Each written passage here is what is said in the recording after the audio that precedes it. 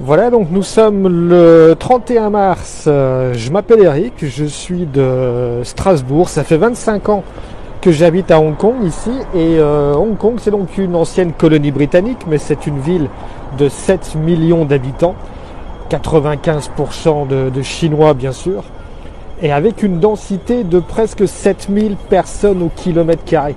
C'est-à-dire une densité 60 fois supérieure à celle de la France. Et, euh, et aujourd'hui, après 3 mois d'épidémie, on doit compter environ 600 cas et seulement 4 décès liés au coronavirus.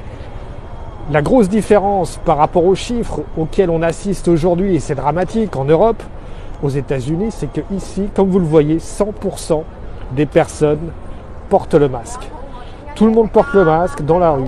Il n'y a pas de confinement, seules les écoles sont fermées.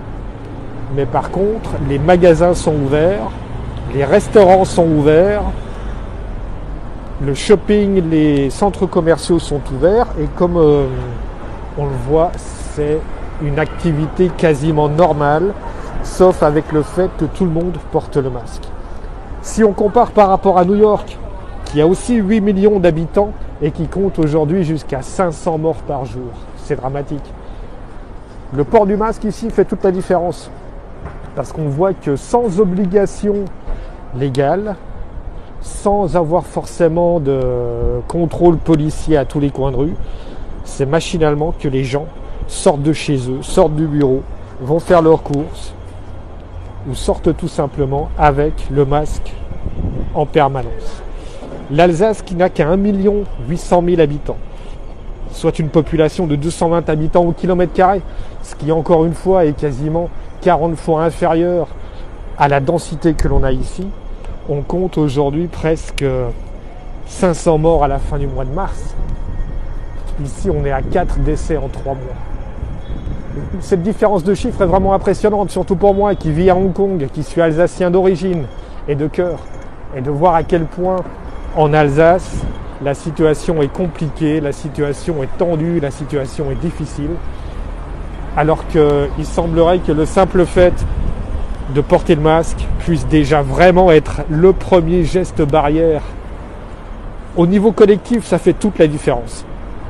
Parce que si tout le monde porte le masque, on voit que du coup, les personnes qui sont contaminées ou qui sont porteurs du virus vont le porter forcément.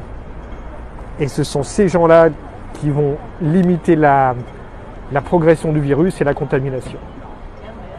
Voilà, je vous laisse encore quelques images tout simplement je suis en bas de mon bureau, au coin de la rue, c'est un petit quartier tout à fait normal, qui n'a rien d'exceptionnel.